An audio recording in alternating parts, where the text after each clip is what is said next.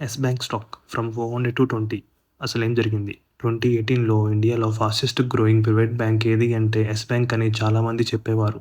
400 దగ్గర ట్రేడ్ అయిన ఈ స్టాక్ గోల్డ్ మైన్ లాగా ఇన్వెస్టర్స్‌కు కనిపించింది. ఫౌండర్ రానా కపూర్ అగ్రెసివ్ గ్రోత్‌తో బ్యాంక్‌ని రాకెట్‌లాగా తీసుకెళ్లాడు. బ్రాంచెస్ చాలా పెరిగాయి. ప్రాఫిట్స్ కూడా పెరిగాయి. మార్కెట్ ట్రస్ట్ కూడా పెరిగింది. కొంతమంది దీనిని నెక్స్ట్ హెచ్‌డీఎఫ్‌సీ బ్యాంక్ అని కూడా పిలిచేవారు. బట్ సక్సెస్ వెనుక ఒక డేంజరస్ సీక్రెట్ స్లోగా గ్రో అవుతుంది.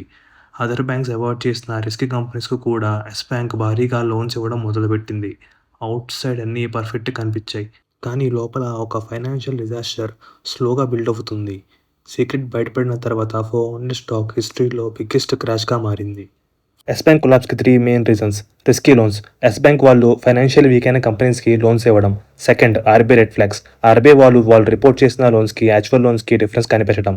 Third, fear of collapse. Investors, depositors అందరూ వాళ్ళ మనీని విత్‌డ్రా చేసుకోవాలనుకోవడం.